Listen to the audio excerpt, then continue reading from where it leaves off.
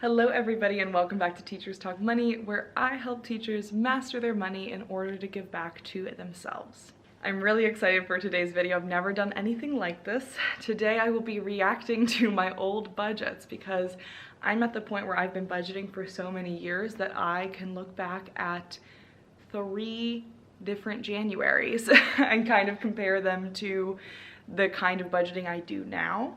And that is really exciting. So I have barely looked at these old budgets. I glanced at them quickly when I went to go find them, but you're going to be seeing my very genuine reactions to how I used to budget my money, how I used to spend my money, how I used to save my money, relative to what I do now after so many years of going through with this. So I'm excited to look at the different numbers for income and savings and of course debt repayment, which was something I was hustling to do all those years ago.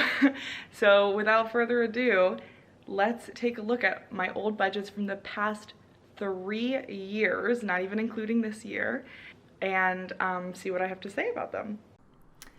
Okay, so here we are in my first budget, the first January that I started budgeting. Looking back at this, I used to budget using this website and app called EveryDollar. I no longer used it. I stopped using it originally because it just wasn't meeting my needs, and that's the reason I created my budget spreadsheet, so I could do something that was customized a little bit more to what I needed.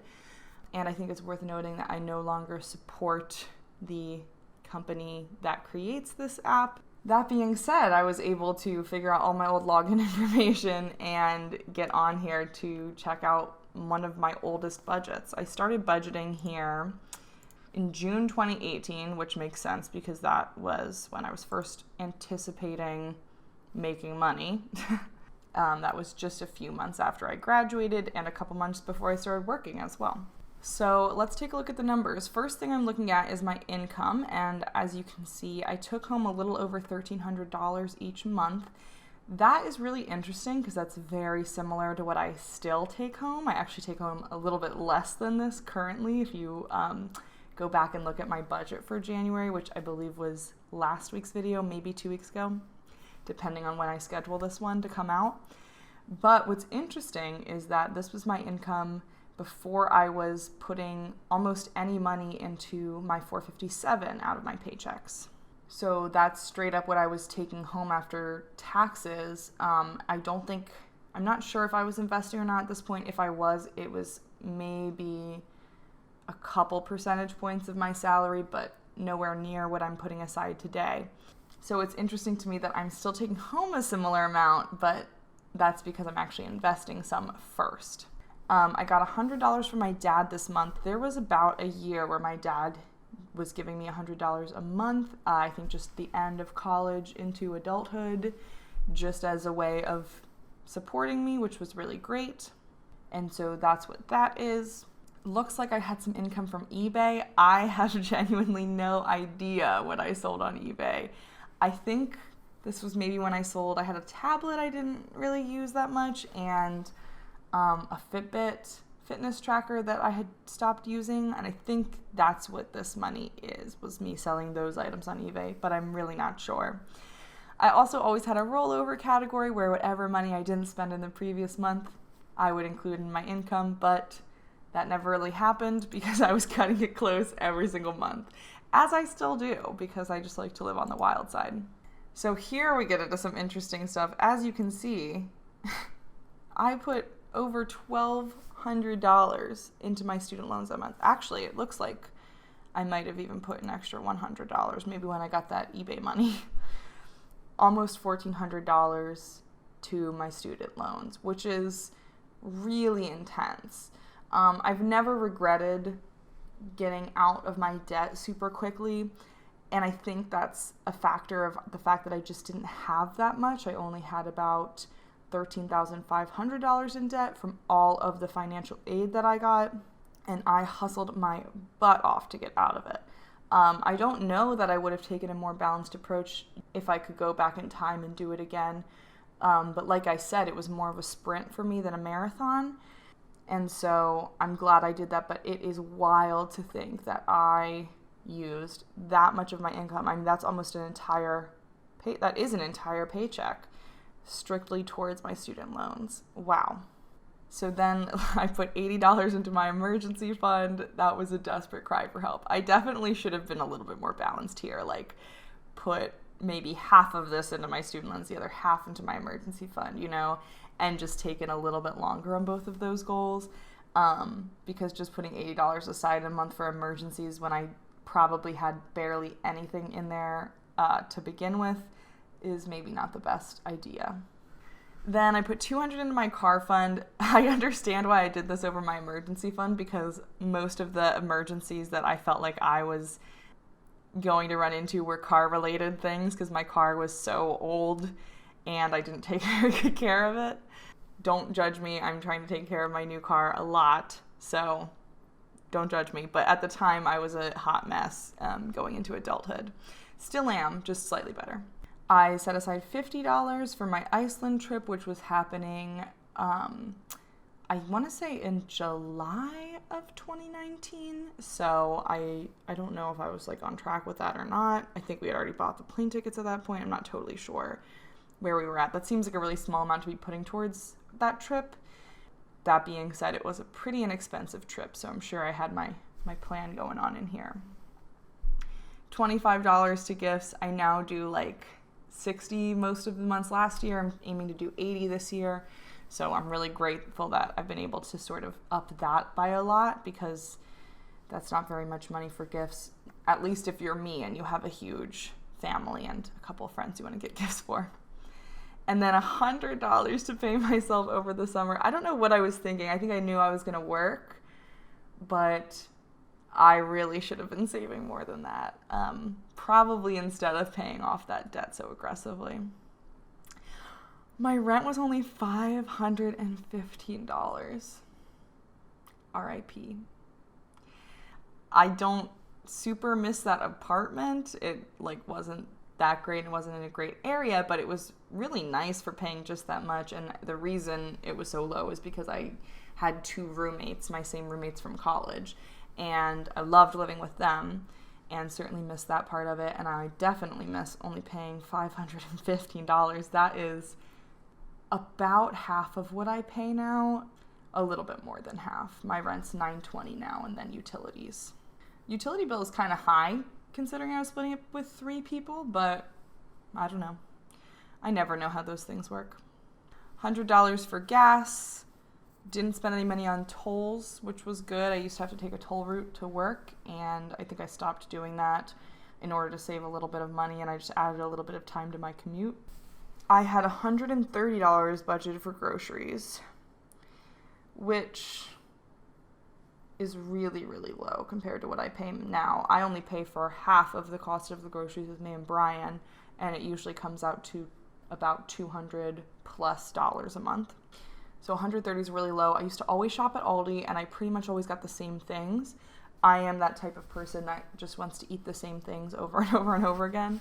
So I think I was doing that. Probably wasn't being super healthy with the things I was choosing, just as a factor of not getting a lot of variety of food. So I guess that's, part of how I made that happen. I don't remember feeling super restricted on groceries, so maybe I was just sort of contented with what I was doing. I'm not sure. I definitely have a lot more variety of food now, and that's really good. I'm getting a lot more of those micronutrients, and I have a healthier relationship to macronutrients, or the calorie-bearing nutrients in foods. I budgeted $163 towards restaurants and bars, and spent almost all of it, which doesn't surprise me. Now that's in the 200+ range as well. So my lifestyle has certainly inflated in these categories, and I'm very happy because food is very important to me. For miscellaneous things, so anything else, any other clothing, household items, makeup, parking, anything else, I only budgeted $69. Nice. Now I'm typically budgeting over $100 for that every month, and sometimes in the 200 ranges, just depending on, how much money I have to spare that month. That's very limiting, that $69. I don't know that I felt that limited by it, but I would certainly today. $18 for subscriptions, no clue what those were exactly, and then $150 speeding ticket. Ugh, it was so hard getting any kind of speeding ticket or having any kind of unplanned for expense, because that, to me, in my mind, that was probably $150 I could have put towards my student loans and, been done that much earlier. But I hate that. I don't know how it was $150. I must have been going really fast. All my friends say I'm a slow driver. Tell that to this $150 speeding ticket. All right, so that's enough for January 2019. Very enlightening to go back and see that, especially to see how much money I was putting towards my student loans. Let's take a look now. Where is it? At January 2020. So this one, I actually pulled up my blog post from it because I was blogging about this one, which I honestly might have done also for my January 2019 one. But as I was going through, I just decided to look at the budget itself to see, what commentary I have for it now. So this is January 2020. This is my old budget spreadsheet template. So as you can see, it's still like a little square and it's very like clean looking, but it just wasn't as useful for me as like the new setup that I have. It was a 3 paycheck month, I can see here. I was taking home $1,400, a little over $1,400 in each paycheck. So more than I take home now. So I'm guessing this was also before I started investing in my 457 more aggressively. Like I believe I said, this was a 3 paycheck month, so I took in a lot of income. Let's see where I put it. Looks like I put $650 towards retirement. Pretty good. I'm guessing that went into my Roth IRA because otherwise I probably wouldn't have it in my budget. $100 towards gifts, which is nice. Buffer that a little bit. $150 towards travel, which is about what I save towards travel in a month now, just kind of depending on the month. $300 towards my car fund, which I clearly was still working to build up here, and $1,000 towards my emergency fund, which I was also still working to build up. So I think that's really a factor of putting so much of that money aggressively into debt repayment. I was still working on those really important savings goals that I probably should have prioritized a little bit quicker the following year, because that's how long it took me, because all my money was going towards debt. Now, it would have taken me longer to get out of debt had I put more money toward these things, so it was just a trade-off I made. And like I said, I don't have any regrets, but I don't know that I would make the same choice knowing what I know now. My rent was $900, so that's after I moved. $86 for car and renters, that's about the same. Utilities were lower in my old apartment, phones the same. Subscriptions, only $8 for the recurring ones, and then I paid for Amazon Prime. I think that 2020 was the last year that I did that. And then $334 towards grad school. That was for the certificate program that I did, and that was the cost of a 3-credit course. Then we get into my variables. $180 towards groceries. Again, now I would definitely have $200 be kind of the minimum for that. $200 for going out. Gas was $110. I was driving very far to work at this point. And my other fund was $90. So that was a little bit more wiggle room there, which is good. So at this point, instead of putting that huge lump into student loans, I was putting huge lumps into my savings. So once again, just not having as much money month to month to spend on discretionary things or spend on myself or others, and not investing as much in my 457 in order to get those goals done. Okay, so it looks like I used to put about $500 into my Roth IRA monthly, and then this month I added a little bit extra, which makes sense. Now my Roth IRA I just fund with like the lump sums of money that I get, tax refunds, stipends, etc. And so I don't each and every month have it as a line in my budget because that's not something I'm putting money into each and every month. Yeah, I wrote here, I've been feeling really stuck trying to make progress on my $5,000 emergency fund goal, but only being able to put $200 a month into it. So I decided to get really serious this time.